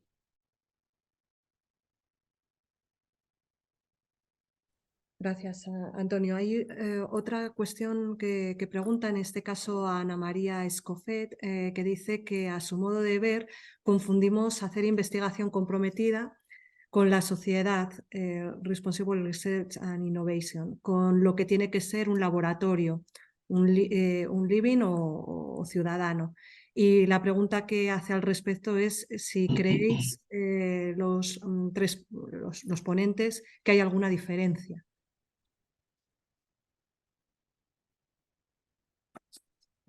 Entre un living lab sí, efectivamente. Un laboratorio ciudadano, entre un living lab y un laboratorio ciudadano, entendemos. ¿Quién de los Cualquiera de tres los quiere tres intervenir y responder a esta pregunta? va para los tres, así es que cualquiera de vosotros. Bueno, yo estaba esperando a ver si mis compañeras decían algo. Mira, Antonio, y luego te... A ver, yo creo que en el Living Lab, lógicamente, hay ese compromiso de hacer investigación, que tenga una transferencia, que tenga una aplicabilidad, pero el Living Lab es algo más también, ¿no? Es formación, como he dicho antes, es investigación, es una manera de entender la práctica, de cambiar, de entender un cambio en la universidad, en este caso, que implica transformar un poco las estructuras dando una mayor apertura, conectando de una manera clara con la sociedad. Por tanto, yo creo que bastante más que simplemente sentirse responsable con la investigación que hacemos, ¿no? Yo lo vincularía mucho también con la formación de nuestros estudiantes, que ahora en los laboratorios, lo he dicho antes, existe también la pretensión, creo que razonable y necesaria, de incorporar esos canales de información externos a la formación y a la investigación que hacemos en la universidad. Por tanto, creo que el Living Lab, entendido en una forma más amplia, es algo más que ese sentimiento, esa sensación de compromiso de nuestra investigación, de querer que nuestra investigación tenga una aplicabilidad, que obviamente lo tiene que tener. Creo que va un poquito más allá, ¿eh? Tiene ese elemento, creo que tiene ese elemento, lógicamente, pero también tiene un compromiso con la transformación, con la innovación de lo que son las estructuras tradicionales, las formas de hacer investigación, las formas de hacer formación, las formas de plantear la innovación. Por tanto, creo que es un cambio un poquito más amplio, ¿no? Yo diría. Gracias, Antonio. Antes de que intervengan, si quieren aportar algo más las compañeras, hacer una aclaración con respecto a lo que planteaba Ana. Realmente lo que pregunta es si existe diferencia entre la investigación comprometida con la sociedad, la Responsible Research and Innovation, y los laboratorios. Es que nosotros habíamos dicho laboratorio ciudadanos y los viviendas. Pero ella lo que pregunta exactamente es si existe diferencia entre la investigación comprometida con la sociedad y los laboratorios. Yo creo que desde mi punto de vista y también desde nuestra experiencia y desde donde desarrollamos nosotros este proyecto, creo que la diferencia puede estar en que esta investigación comprometida con la innovación puede hacerse solamente desde grupos de investigación que investigan sobre esa práctica. Y eso se puede tener en cuenta. O sea, nosotros en nuestro grupo de investigación siempre habíamos trabajado desde esa perspectiva. La diferencia quizá de la investigación que se realiza ahora dentro del laboratorio y, como decía antes, tomando esa idea de los laboratorios ciudadanos, de la convergencia de saberes, es poner a trabajar en investigación a todas las personas que están vinculadas a esos procesos, ¿no? Y hacerlo desde un punto de vista de horizontalidad, ¿no? No investigar la escuela, sino desde la escuela y con la escuela. Y quizás es donde yo veo la diferencia, porque en ambas existe ese compromiso, tanto en la investigación hecha de forma externa dentro de la escuela, pero la diferencia quizá con el laboratorio es que se comparte esa responsabilidad entre actores muy diversos. Pues muchas gracias, Almudena. Si tenéis más preguntas, las vamos Sí, leyendo por en aquí este por el sentido, chat. en este Sí, sentido, yo quería apuntar que, bueno, estamos hablando, claro, enmarcamos los laboratorios ciudadanos o el Living Lab dentro de lo que es hacer ciencia ciudadana. Ciencia ciudadana está dentro de todo ese, es una de las partes de ese paraguas que es la ciencia abierta. Y como se viene diciendo, ¿no? Que el objetivo de la ciencia es el mismo siempre, ¿no? El desarrollo de la investigación que repercuta en la sociedad, en el confort, ¿no? Y en nuevos,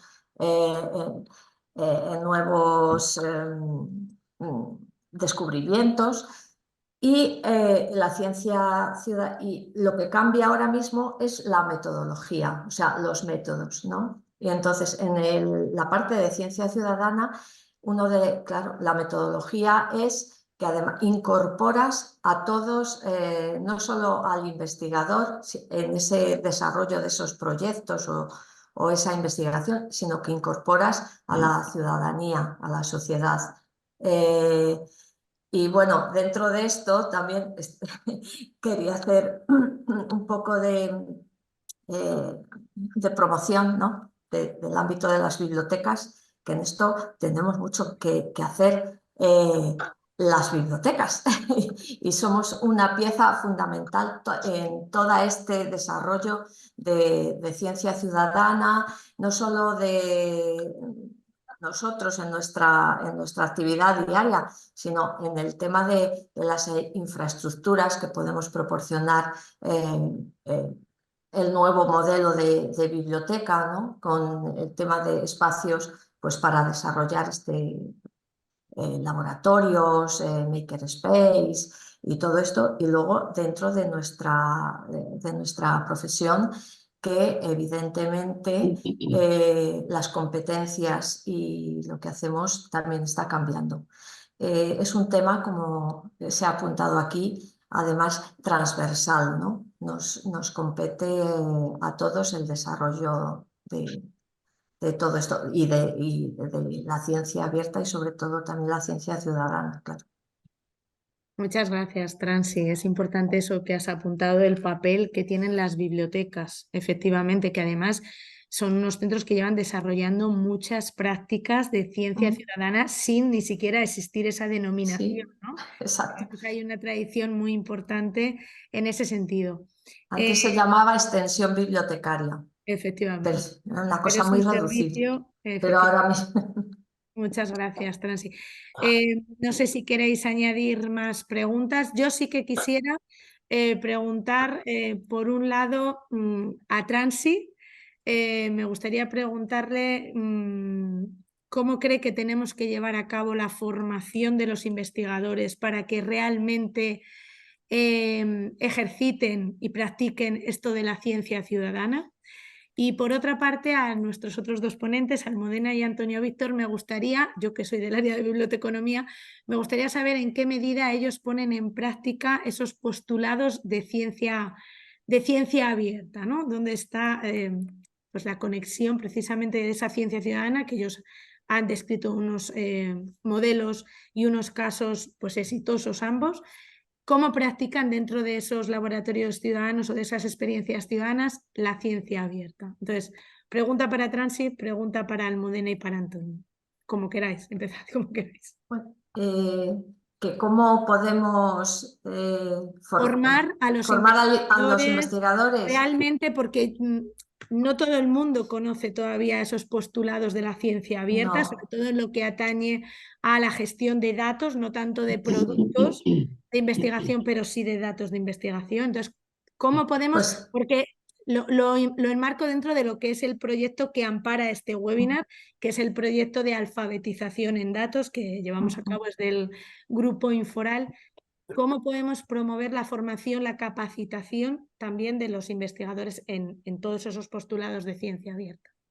Pues mira, ahora mismo desde Revium, la red de bibliotecas universitarias, se está precisamente hablando y estamos trabajando los bibliotecarios en determinadas líneas de trabajo. Una es la línea de ciencia abierta, otra la línea 1, que es la que coordino yo, que es la biblioteca ante la transformación digital.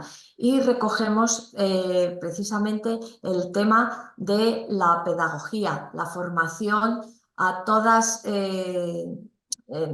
dentro de nosotros, vamos, en nuestro ámbito de la formación de los bibliotecarios por los bibliotecarios y por, claro, agentes que nosotros necesitemos a lo mejor en determinados campos, y esos bibliotecarios que den formación a toda la comunidad universitaria en los distintos, pues a los investigadores, a los estudiantes, incluso extenderla también esa formación a la sociedad, al público que no está dentro de la universidad.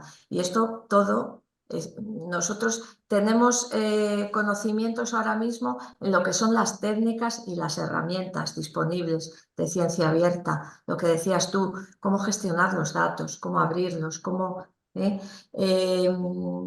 tenemos las herramientas, tenemos los repositorios, los portales de producción científica, tenemos las infraestructuras, las bibliotecas que las podemos ir transformando en, pues eso, en espacios multifuncionales que nos sirvan para hacer un laboratorio, un maker space, todo eso. Entonces, desde bibliotecas, nosotros nos estamos formando y estamos evolucionando en nuestras competencias para poder dar esa formación bueno, y ser activos en todo esto. Gracias, Franci.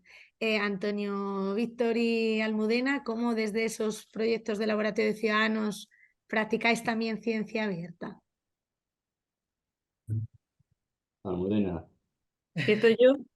Bueno, pues a nosotros nos cuesta trabajo sistematizar y a veces el día a día no lo impide, ¿no? Pero sí que hemos intentado, en la medida de lo posible, la página web tenerla, pues eso, como un cuaderno de bitácora de por dónde íbamos. Intentamos subir cosas a Zenodo para que estén en abierto.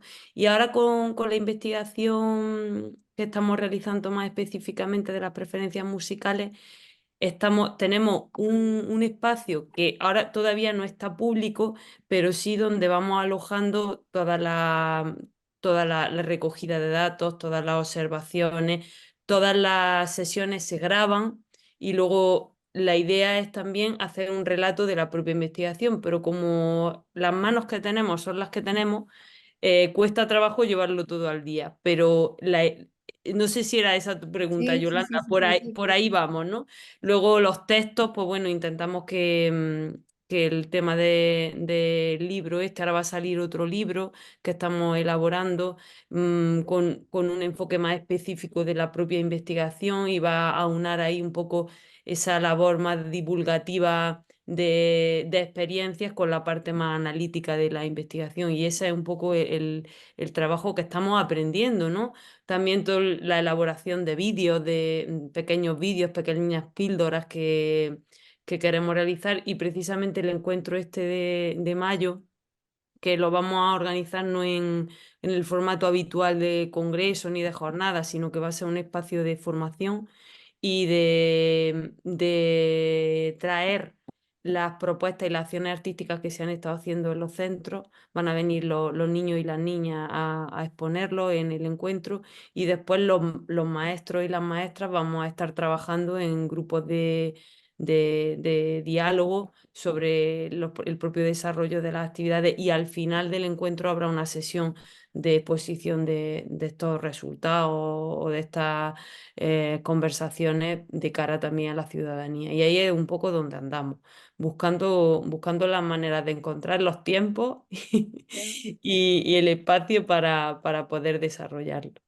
Es complicado, sí. Muchas gracias, Almudena. Antonio, no sé si quieres... Bueno, es que yo creo que la pregunta que yo dejaba ahí en el aire es la pregunta clave. ¿Cómo incorporamos, eso es la ciencia abierta, cómo incorporamos la participación de personas sin experiencia científica en la investigación científica? Muy difícil. Eh, yo creo que es un reto